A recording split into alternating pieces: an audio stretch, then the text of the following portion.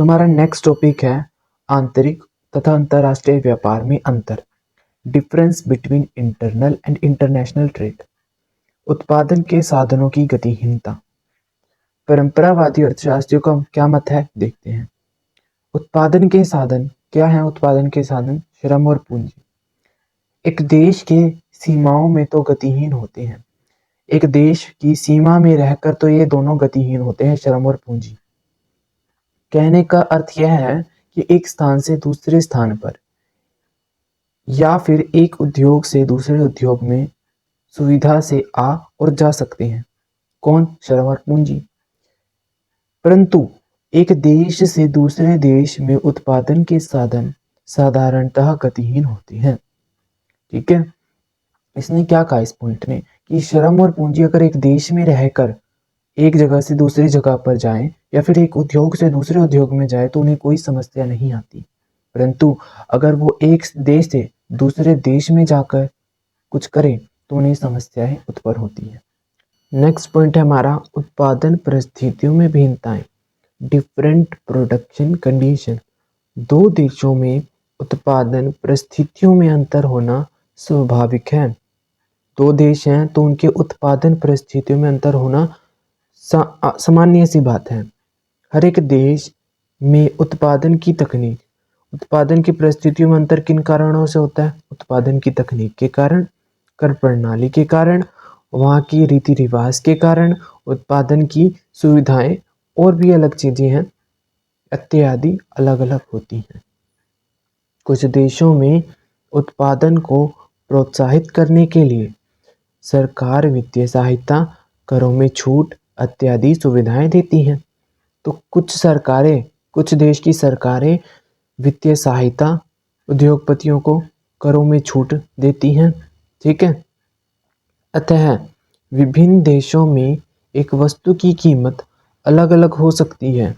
किसी एक वस्तु की कीमत अलग अलग देशों में अलग अलग होती है, परंतु एक ही देश में उत्पादन परिस्थितियों में अधिक अंतर नहीं होता। परंतु एक ही देश में जो उत्पादन परिस्थितियां हैं उसमें ज़्यादा अंतर नहीं होता।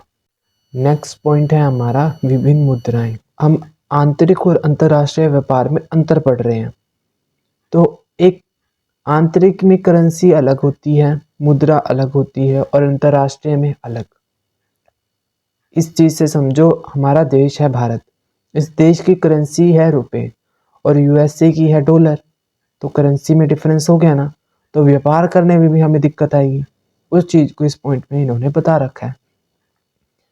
विश्व के अलग अलग देशों में मुद्रा प्रणाली तथा मौद्रिक नीति अलग अलग होती है। मुद्रा की प्रणाली और मौद्रिक नीति, वहाँ की सरकार नीतियां बनाएगी ना धन से रिलेटेड, उन दोनों ही अलग अलग होती है। जबकि इसके विपरीत एक देश के सभी राज्यों में एक ही मुद्रा प्रणाली तथा मौद्रिक नीति होती है। जबकि एक ही देश में तो एक ही मुद्रा प्रणाली और एक ही मौद्रिक नीति होती है। अर्थात एक देश के अंदर व्यापार करते समय मुद्रा के संबंध में समस्याएं उत्पन्न नहीं होती। नेक्स्ट पॉइंट है भिन्न बाजार परिस्थितियां, डिफरेंट मार्केट कंडीशन। अंतर्राष्ट्रीय व्यापार में क्रेताओं और विक्रेताओं के बीच भौगोलिक दूरी तो होती है। ठीक है, इसके अलावा बाजार की परिस्थितियां, बाजार डिफरेंस भी होता है। बाजार डिफरेंस में क्या क्या आता है? रुचि, इच्छा भी तो होती है ना लोगों की कि हम ये चीज खरीदेंगे या नहीं खरीदेंगे। रीति रिवाज, माप तोल, ठीक है, इत्यादि में भिन्नताएं होने के कारण बहुत सी कठिनाई आती हैं। इसके विपरीत घरेलू व्यापार, आंतरिक व्यापार कहते हैं हम इसे, घरेलू व्यापार में इस प्रकार की कठिनाई उत्पन्न होने की संभावनाएं कम होती हैं। नेक्स्ट पॉइंट है हमारा आयात और निर्यात पर प्रतिबंध। एक देश की सरकार क्या पता किसी वस्तु का अगर हम उत्पादन करें वो अच्छी मानती हो, पर दूसरे देश की सरकार के लिए वो चीज़ का उत्पादन करना क्या पता बुरा हो, तो ये प्रतिबंध लगा देती है सरकार। ये भी एक अंतर है आंतरिक और अंतर्राष्ट्रीय व्यापार में। एक देश के विभिन्न भागों में, अब एक देश की बात की गई है उसके विभिन्न भागों में वस्तुओं के क्रय और विक्रय पर प्रतिबंध नहीं लगाए जाते, क्योंकि अगर हम किसी एक देश में रहकर उत्पादन कर रहे हैं तो हम उस सरकार की गाइडलाइंस का पालन करेंगे, उसके अकॉर्डिंग उत्पादन करेंगे। परंतु राष्ट्रीय विकास और सुरक्षा की दृष्टि से विभिन्न देशों की सरकार किसकी दृष्टि से, सुरक्षा और विकास की दृष्टि से कुछ चीज़ों को हम दूसरे देश में एक्सपोर्ट नहीं कर पाते, यानी कि बेच नहीं पाते। देश की सरकार कुछ वस्तुओं के आयात और निर्यात पर प्रतिबंध लगा देती है। लास्ट पॉइंट है हमारा भाषा, रीति रिवाज तथा परंपराओं में अंतर। Difference in language, culture and tradition.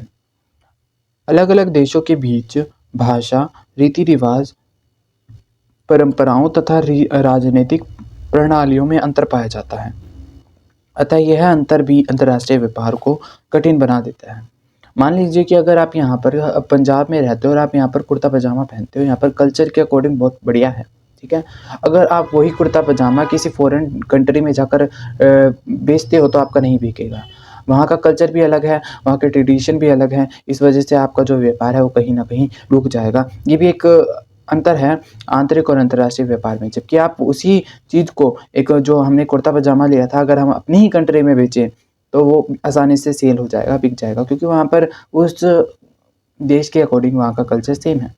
तो ये भी एक मेजर डिफरेंस है आंतरिक और अंतर्राष्ट्रीय व्यापार में, ठीक है। हमने यहाँ पर डिफरेंस के बारे में पढ़ा। अगर आपको ये वीडियो अच्छी लगी हो तो आप लाइक कर सकते हैं, सब्सक्राइब कर सकते हैं, और ऐसी इंफॉर्मेटिव वीडियो पाने के लिए हमारे चैनल को सब्सक्राइब भी करें। Thank you for watching my YouTube channel.